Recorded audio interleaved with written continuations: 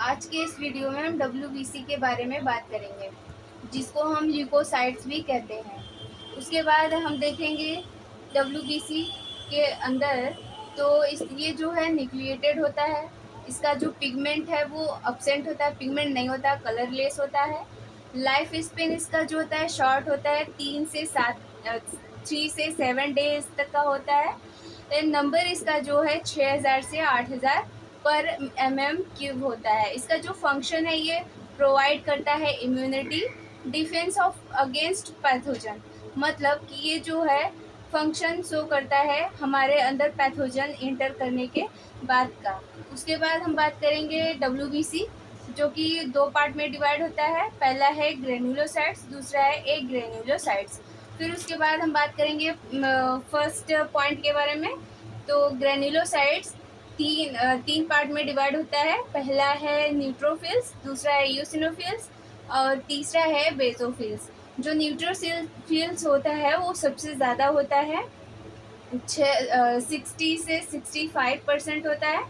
और ये जो है फेगोसिटिक होता है सेल्स। फेगोसिटिक्स का मतलब ये हमारे जितने भी मतलब फेगोसिटिक्स का मतलब ये जो है इन्फेक्शन से रोकता है। इसके बाद हम बात करेंगे इयोसिनोफिल्स।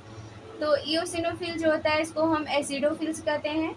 ये जो है एलर्जिक रिस्पॉन्स शो करता है, जैसे हमें कुछ भी एलर्जी हुई तो उसके बारे में रिस्पॉन्स करता है।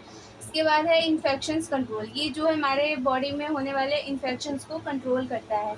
बेसोफिल्स की बात करें तो ये 0 से 5 और से लेके 0.5 से लेके 1% होता है। उसके बाद हम बात करेंगे इसके फंक्शंस। तो ये इन्फ्लामेशन रिस्पॉन्स को शो करता है और ये सिक्रीट करता है हिस्टामिन, सेरोटोनिन, हिपैरिन। हिपैरिन जो होता है वो एंटी क्लॉटिंग फैक्टर होता है। फिर हम बात करते हैं इसके प्रोडक्शन मतलब प्लेटलेट्स के बारे में।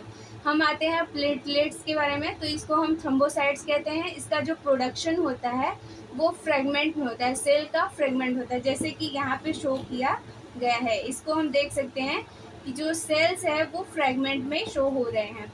फिर उसके बाद mega karyocytes in red blood bone marrow. उसके बाद हम इसके फंक्शन की बात करें तो ये जो है हेल्प करता है ब्लड क्लॉटिंग में, जो कि आगे के लेक्चर में हम इसके बारे में कंटिन्यूस बात करेंगे। आज के लिए बस इतना है, बाय।